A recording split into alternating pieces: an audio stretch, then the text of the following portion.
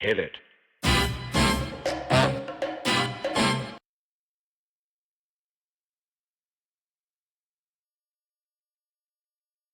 In this episode of the Left of Boom Show, it is my pleasure to introduce you to my friend, Elizabeth Houston. Elizabeth is the executive director of a group that I care deeply about called Q. It's a positive employee relations organization. It's a membership led organization. They put on conferences. I've participated in them for, 25 years or so. I care a lot about it. It's a great network. If you don't know about Q, you're going to love this episode. You should learn about it. I guarantee after you see it, you'll go to a conference. And even if you are a member of Q, there's probably some resources you don't even know are available that Elizabeth and I get a chance to talk about. So I am really excited for you to get a chance to meet Elizabeth Houston in this week's Left of Boom Show. Elizabeth Houston, welcome to the Left of Boom Show. It's great to see you. It's great to be here. Thank you. Yeah, I'm excited to get you introduced to our audience. Many of them you probably don't need an introduction to because they already know you through Q, but I'm really anxious to introduce the rest of our group that don't know about Q to Q. So why don't we just start with, tell us who you are, introduce yourself to us. Perfect. Well, I am the executive director at Q. I have been with Q since August of 2022. So I am far newer than Q is. Michael Vandervoort correctly pointed out that Q is about to have its 50th birthday. Yeah. So in 2027. So Q has a long and glorious history, and I was lucky enough to join it just a few years ago. Great. So what does an executive director of Q do? So as a little bit of background, Q is an organization that is committed to labor relations and positive employee relations. So oddly, that is not my background at all. I didn't even know what that was when I started interviewing. So what my job is to create this community of practitioners and experts and help them design programs, activities, formats, all of those things in order to create the most positive workplaces that they can. So my job is to figure out how to move the organization forward toward that. And you're doing an amazing job as someone who I haven't been there for the whole 50 years, but I've been there for quite a while. And it's been really great to have you on board, and the conferences are great. And we'll get into all of that, but yeah, you've done a great job. One of the questions that we start off with usually is about your own kind of leadership journey. So you're now leading this organization. And I always like to ask leaders, who were important, influential leaders in your own life? And just tell me a little bit about any standout leaders in your own life. It's really interesting. In my very first official job when I was 23, I worked for this woman at a nonprofit, and it was a nonprofit of scientists, and they were all amazing. But she is not someone that I would have a drink with. We just weren't going to be besties. But what was amazing about her was that she was very clear about creating relationships, and that it was all done on the basis of relationships, that you couldn't move forward unless you understood your audience, that you understood where you were going, but without the help of those around you, you were never going to get there. So it was amazing how much I look back at someone who wasn't my favorite person, but really clarified for me the key ingredients of leadership and effectiveness. And it was, how do you do the job well? How do you convince people to join in with you? How do you accept help? How do you give help? All of those pieces, which I felt have served me well since then. Wow. Yeah. I mean, I see you doing what you do now and all of those, right? That's cool. And did she see you as a future leader? Did she ever talk to you about kind of where are you heading in your career or anything like that? She definitely was. She, first and foremost, was a very big supporter of women in leadership. Mm-hmm. And at the time in science, that wasn't the case. There weren't women everywhere. So it was very important to her. I remember I grew up in the South, and so I called everyone Dr. Wilson, or whatever. And she was like, that is not what you are doing. And I was 22 and they were 70, it seemed totally appropriate. She was like, you're going to call him Phil Mm. because you are his colleague. And like, this relationship needs to be based on equity and, like, don't diminish your role. It was so interesting. So she did a lot of that to position me to be able to be successful. Yeah. Yeah. It's a great lesson. Yeah. We talk a lot about power distance, and one of those big issues around power distance is that like formality versus we're more like a peer. And that's great advice to, and it's hard sometimes for the person in the low power position. So you're the 22-year-old and you're being respectful to your elders and, in this new role, a lot of times it's hard for the person in that low power position to sort of make that first move to reduce power distance. So that's actually a really good lesson. And it wasn't like any of the people ever responded negatively at all. It was me doing it to myself rather than it happening to me. So yeah, I'm very grateful to her for all of that. That's a good test that's a good a-hole test anyway, right? It's like if they object to being called their first name, there's probably an issue. So relating to kind of like relationship building. So you come into this organization, Q, and it's a nonprofit member-led organization. I think it has a grand total of 1 employee. I think we're talking to 100% of the employees of Q right now. And I'm not one of them. But like that's you come into this organization. Tell me a little bit about like, how does that work? And what do you do to both take advantage of the fact that it is volunteer led, but then also, that's tough to manage volunteers as well. So one of the things that I have always been really impressed since like the day I showed up with Q is the community and the willingness of the community to give to each other. Because if you look at it clearly on like a list of names, these are competitors. These are people who are probably applying for the same jobs.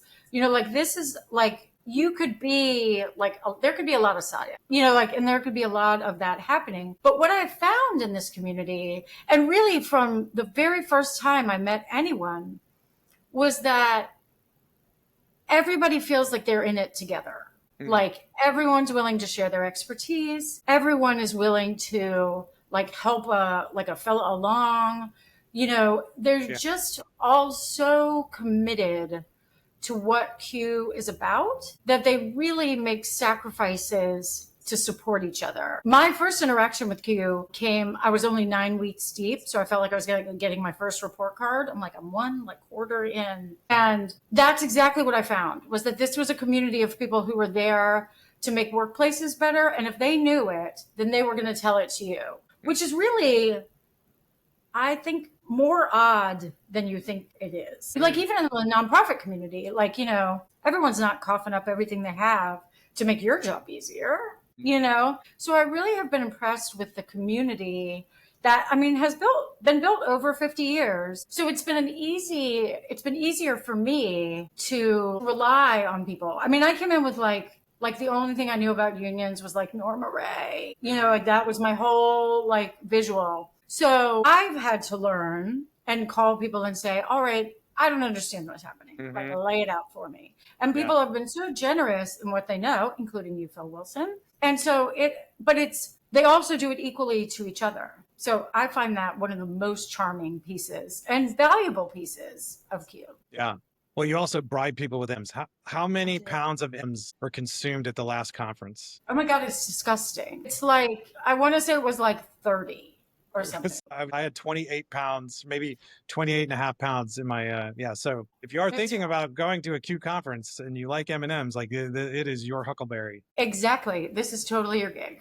Do it. M&Ms and cocktails. Yes. They ply you with drinks as well. That's true. Now Q's values and the values, organizational values, are around flexibility and employee participation and employee choice. So tell listeners a little bit about how do those values kind of play out in both the way the organization works and also in kind of the content that's delivered at conference. And we'll get into sort of the conferences in a minute, but how does that play out? So one of the things that I think I can say as someone who came in with no impression about labor relations is that it often gets kind of a bad rap,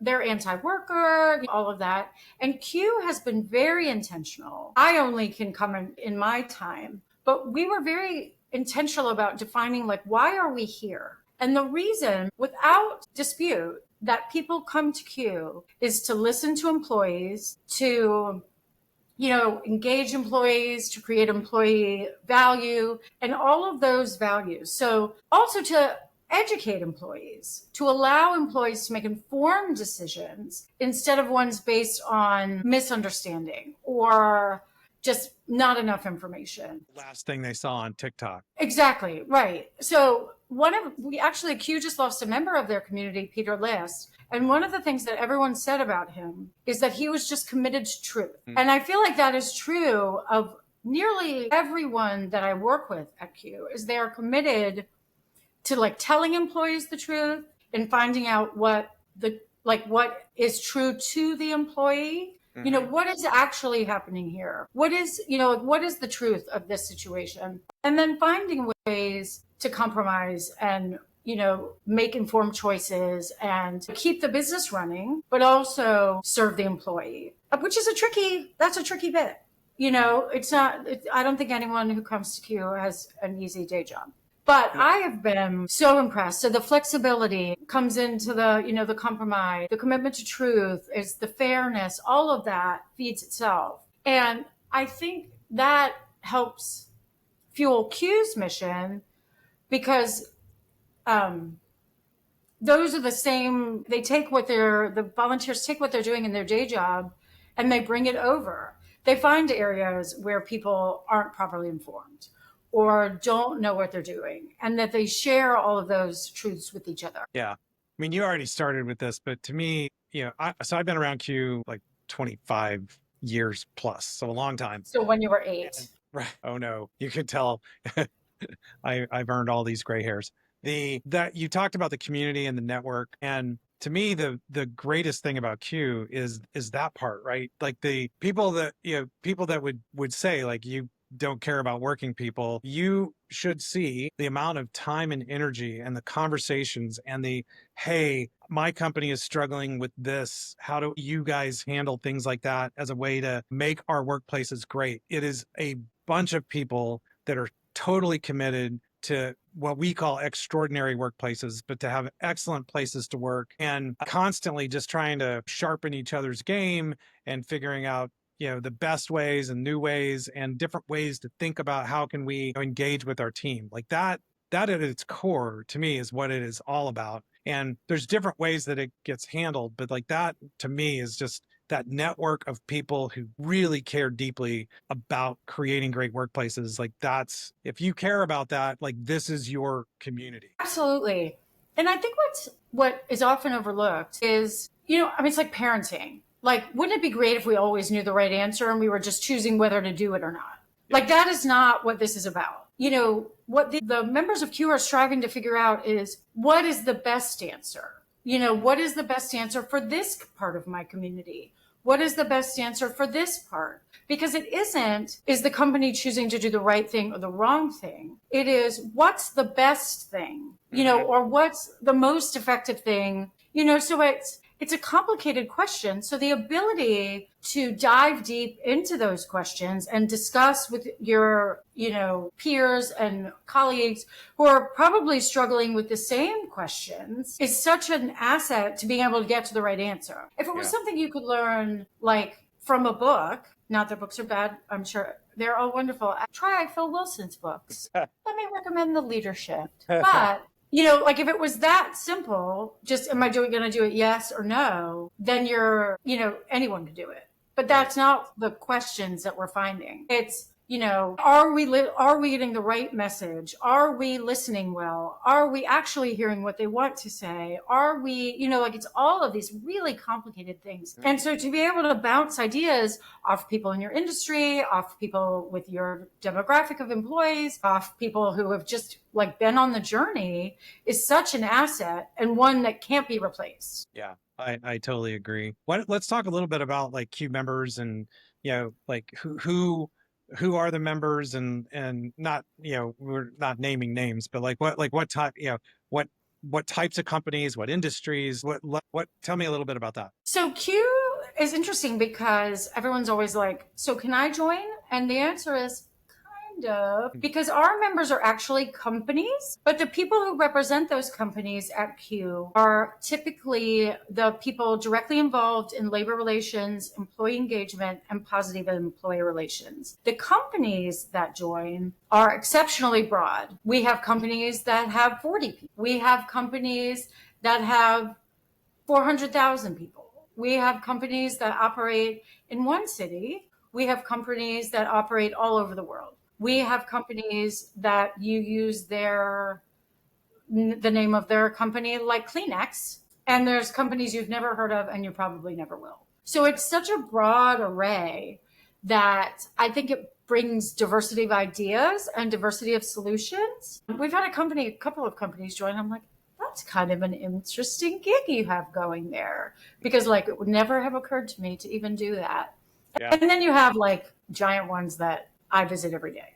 So it's a broad range. Yeah, it really is. And I think that diversity of types of companies, of industries, of different challenges that each one of them deal with really brings a lot of energy to that room. So when we do conferences, and I'll have you talk about some of the other resources that Q provides, but the fact that you can have so many different people from different types of companies and sizes of companies, we're all still struggling with that same very complicated problem of how do we create an extraordinary workplace. And sometimes you'll hear an idea from somebody that is completely the opposite of your culture, completely the opposite of your type of company, but it's like, oh, that would absolutely work at my place. And you run back and you have a great actionable idea. So that to me is one of the great benefits of Q, is that network. And it's not just the diversity of people, but the thing that you've mentioned, and I'll mention again, is everyone is so willing to help each other out. And that network isn't just, oh, I met some people at a conference.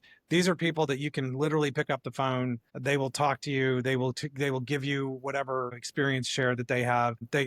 People really want to help each other out. Absolutely. I would say, unless I'm totally forgetting, which does happen, like I've never had someone say no. I've never not been able to find someone like to help a sister out. Like I've always been able to find someone when someone just didn't want to start from scratch or wanted to reevaluate what they were doing. I've always been able to find someone willing to jump in. Yeah, that's my experience as well. And I get people from Q reach out all the time, and I'm happy to help them out. Michael on our team does. Like it's what you do if you're in that community. And so it's great. So talk a little bit about some of the resources that are available to Q members, both sort of stuff you can do, but also people resources. So in my time here, what I like to call the Elizabethan era, I've been trying to develop, I've been trying to keep the conferences as strong and good and innovative as they are,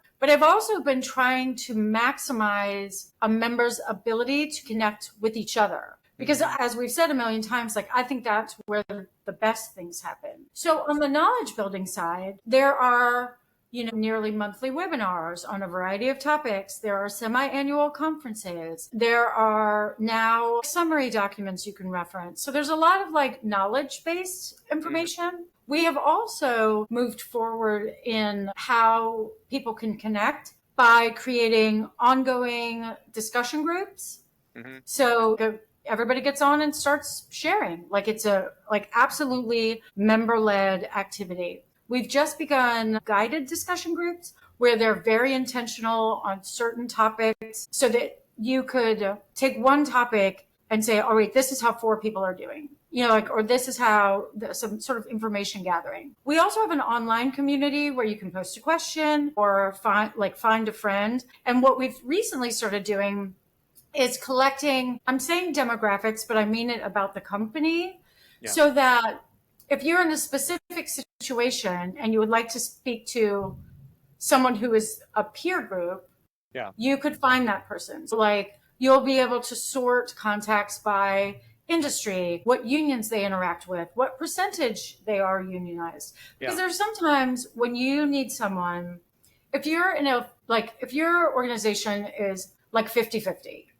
then sometimes the question you want to ask is to someone who is also in a situation where they're 50-50. Mm. But you're like, how do I find these people in this like giant crowd of kids? Right. And this will allow people to find very specific members, which I think is going to be amazing. We're just getting that off the ground now. But it also allows people to post a question for general discussion. Mhm. So there's really a lot of ways to connect. Yeah.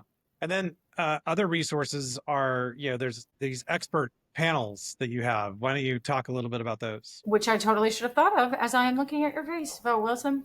So we have two expert panels. One is the Labor Law Advisory Committee, the LLAC, and the other is the Q Consultants Advisory Committee, the CCAC. And what they give to Q is really extraordinary. You, as a Q member, can just ask a question and they will answer it. So one of the examples that I really like is there was a company that was moving into Louisville, Kentucky, and they hadn't been in Kentucky before. So they just called the LLAC member and said, I'm moving into Louisville, who is like they're organized geographically into Louisville. Like, what do I need to know? What do I need to think about?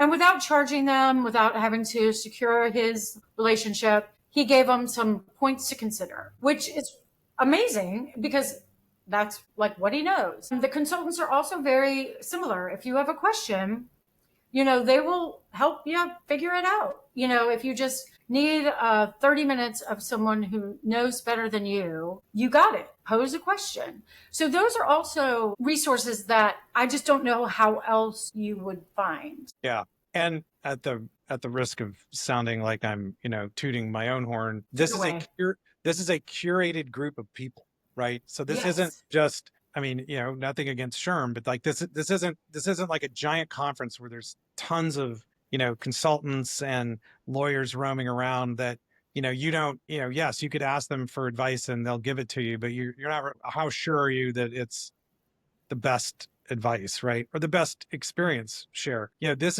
is a group. So both the CCAC and the LLAC, they vet the people that are on those committees. You have to have shown a commitment to Q, and you have to agree that you're not going to solicit people that are at the conference. So it creates a real safe environment to ask these questions and to seek advice. And it's not like nobody ever does business with any of these lawyers or consultants, but that is really not in any way the point of these two committees. Like, they are there to help support the mission of Q and to support the members of Q. And hey, we need somebody to help with this webinar. We need somebody to present on this topic, and we will help. And we don't ask for anything for that. We want to help the community. Well, and another thing that I have liked about how Q functions is that all of the topics and the webinars and all of that comes from the members. Mm-hmm. So recently you did a webinar that was excellent, and there's a summary online if you're a Q member, mm-hmm. On like communicating about unions. Do you do it in orientation? And that was a direct response of questions that Q had received. So it's not like we sit down in January and think, all right, like, what do we want to talk about? Like, go. The members really drive what's happening. Mm-hmm. The members are where the ideas come from, because I always say when I joined in 2022, like, never been a more interesting time to be diving into like labor relations as I learn all about it. But like, what you wanted to know about yesterday may be irrelevant. And so there's a whole new topic tomorrow, so we try to keep it as timely as possible. One of our events this week, or at the end of next week, a member was talking about it with me at the conference. And I was like, this is really interesting. Let me ask around. And then everyone was like, I'd actually want to know what she's doing. I would actually want to know what they are doing. So now we're having a guided discussion group where people can come and share notes. But it started with a member, like with a question. Yeah. And that's typically how all of ours begin. I would say, so if you're not a Q member and you're kind of hearing about Q for the first time, one of the things that, and I go to tons of conferences and I've been involved in a lot of different organizations, and this is one that I am just like fully committed to. It's unique. It's special. I already go to this conference and I do some of these other things, one of the things that I would say that makes it really unique that relates to what you're just talking about, like it's not a giant organization, so you can get to know everybody. We do a lot of things in that. If you're new, if it's your first time, we do tons of stuff to try to welcome you to the community, and we go out of our way to try to make sure that you get to meet other people and get networked with people in that in that meeting. But if you get involved, you can curate your own experience, right? You get to choose your adventure because we do the program is literally members getting together and going, this is what I'd like to hear about. And all right, let's go see if we can find someone who's an expert who can talk about that. But you're building your own program every single time we get together. And then, like you said, the webinars, they come from suggestions from folks. And yeah, like occasionally I might go, hey, this is a topic I'm getting asked about a ton. This might be a good topic for a presentation at conference, but it's really heavily the members that drive that. And I think that is unique. I think and grassroots sounds cheesy, but it really is. It bubbles up from the members. It's not at all top down. Yeah. I'm not even sure who the top would be, but like it doesn't come from anyone who thinks they know. Like it's all in response to what members are finding, and information members are seeking, and it also makes it fun, because then you get people who are really engaged in the material. Yeah. So another point that I've been measuring and tracking is we also try to create scenarios and situations where we are communicating information that's like immediately applicable. So it isn't always like I go to webinars all the time and I'm like ChatGPT could have spit that out for me. But and we try to bring like you could walk out of here and make a change. Like we're not, it's theoretical in that you're considering big strategic questions, but you also have to-dos, like it is both like theoretical and applicable. Like if it's something we love, then it would check both boxes. Yeah. All right. I'm going to ask you to take a victory lap in a second, but I'm going to go ahead and precede that with, that like some of the things that we do now at conference that are new, that I love, that are, I think, good examples of things that have happened under your leadership that really, again, make Q this special place. So a couple of them. So one is going back to this point about practical takeaway, which that's my, I tell people every time I speak, like that's my commitment is you're going to walk out of here with some tools that you can use as soon as we're done. You have the tools in your hand. And something that you've done is post-conference, there is basically a summary of all the tools that were shared during that conference. So even if you don't do this, but like even if you went there and just hung out at the pool the whole time, you're going to get like a whole toolbox of tools. You won't have the best network like you should, but we'll have the toolbox, right? So that's one of the things that I think is really cool that we do now. The other one is going back to networking. These like discussion dialogues where we break up into teams. Tell me, I've never been to a conference where there are breakout sessions at conferences, right? This is in the conference, in the whole room of people. And then you break up into teams, and then those teams work on little scenarios together throughout the course of the conference where you're learning something, you're batting around a difficult issue, but you're also getting to know this group of people that you wouldn't have sat next to. You're randomly assigned to this group. It's a really great exercise in just proving what Q is all about, which is this, networking and working on hard things together. So I'm curious. Go ahead. And then I'm going to ask you, I'll tell you the question and then you make the comment and answer. But besides those two things, what are a few of the other things that you're sort of the proudest of bringing in the Elizabethan era? So one of the things that I am proud of, I like both of those adjustments. A, I can take almost no credit for, but B, I think they were intentionally designed to create deeper community. Because I am moderately outgoing, but I'm kind of shy.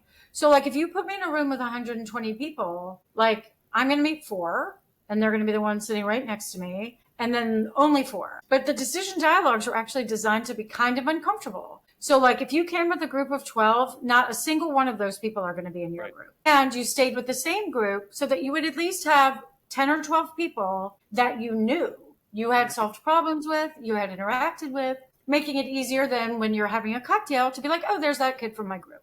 You know, we also do a big first timers so that people can get to know, so that because the connections are the most precious thing. And what differentiates a conference from like a webinar. You know, like I don't know the guy sitting next to me at the webinar.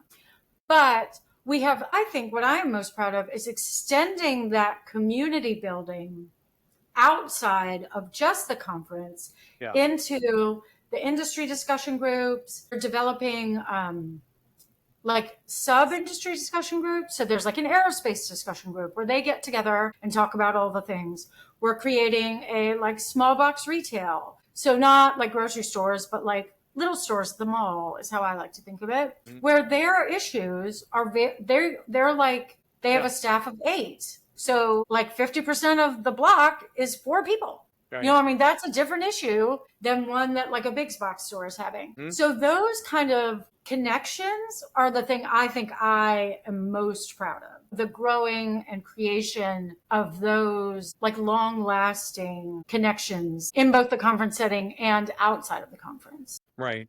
Yeah. It's, you know, I'm going to end the sales pitch and we'll end on a couple of personal things. But if you are listening to this and are not a Q member or never have heard of Q, like don't waste any time. Go to the website, check it out. Go to a conference. Once you've gone to one conference, you'll be sold. If you do anything in this employee relations space, you owe it to yourself to at least go check out one of these conferences. They're great. It's an incredible community. You will not regret it. So I will say that. And then the other thing that I would say, if you are a Q member, because sometimes when it gets to budget time, everyone's like, oh, no, what's this Q thing? I'm not sure. Have your boss watch this webinar or watch this interview, because it's such a valuable tool to have. And you don't have, you're a lot of these folks that are here are literally the subject matter expert in their company, like full stop. And you can't do it by yourself. You need to have, the Avengers around you that can help you when you're struggling with something, or just to bounce something off of, or misery loves company sometimes, but whatever that need is, you need filled, like this is the place to do it. And so, whether you're in it or not in it, just make sure, come to Q, contribute to Q. It's a great organization. And I would also encourage Q members, if you haven't participated in like a community event, like a discussion group or something like that, find one, sit in, because it's great to listen, but the opportunity to ask a question and get a meaningful, applicable answer is the best thing ever. Yeah. I just thought of one other thing, which is if you are looking as a, let's just say you're not like the CHRO of your company. You are in your employee relations department and you're kind of like working you're in your career, or maybe even early in your career.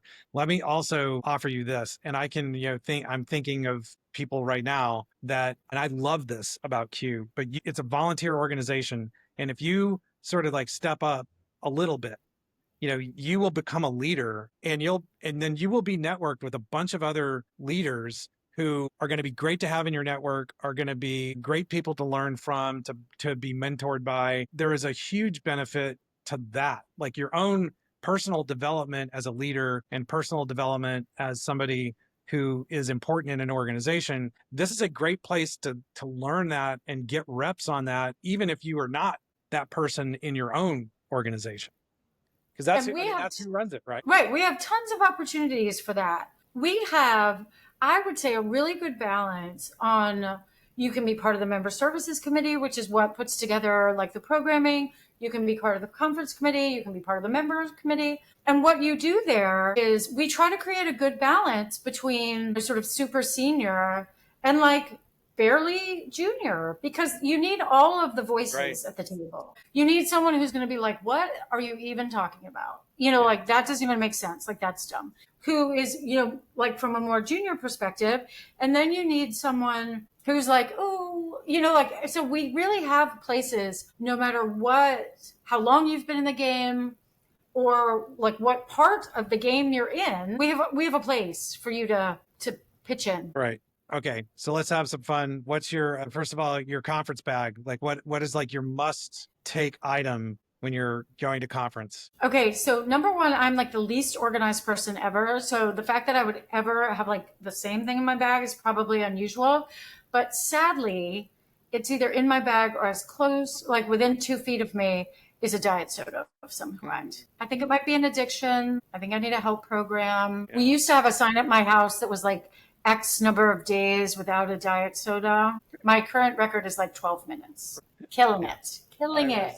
I was this many years old the last time I had a diet. That okay, dream keynote speaker at Q. Who would be like the ultimate get for keynote speaker at Q? Okay, so it has absolutely nothing to do with Q's mission or anything. I would want it to be Maya Angelou, just because I love her. And I just want her to talk. I mean, she could like read my grocery list and I would listen. And she's like she's amazing. What she says is amazing, and how she says it is amazing. Really, that's great. That's great. All right, and we'll do this one. Well, there's two more. So, city. What's like your dream city for a Q conference? That's a tricky one because, as someone on this call knows, I have gotten some hate for my excellent city choices. So I'm trying I have a favorite in mind, but you go ahead and name yours. If nobody had to like get there, like I would want to, like, one of the things that we always try to make Q conferences so that people can go out to dinner together or go out after for drinks is walkability. So I am trying to figure out like what is my favorite like walkable city. I also love New Orleans. So like I love like the ones where you never even think about an Uber, like Savannah and New Orleans, and like Atlanta is probably bottom of my list for that reason. Like gotta have a car. Right. Yeah. Okay. Not Tulsa. Sadly not Tulsa. That's true. All right, last question. What is your walkout song? Like if you're getting you're getting played on to the stage, what's your song? Totally unrelated to Q in all ways is Party in the USA by Miley Cyrus. All right. Yeah, because A, I love Marley. B, I'm like also pretty awkward. Like I would be the one in boots surrounded by people in stilettos. So gotta go. If I am not mistaken, I was called up on stage in Savannah to that song. Am I remembering that correctly? My vague memories of that, but yes, I think yes. I remember it distinctly. So yes. Well, anyway, that's a great place to end. Elizabeth, thank you so much. Thank you for everything you do for Q, and it's been great to spend some time with you. Thank you for having me. Just as my final word, we never said what the website was. Oh, we didn't. And it is CUEINC.com. So Q Inc. Sounds like a letter, but it is actually like on Q. Right. So, there you go. QInc.com. Lots of resources there as well. Thanks, Elizabeth. Great to see you, and see you soon. Perfect. Thank you, Phil.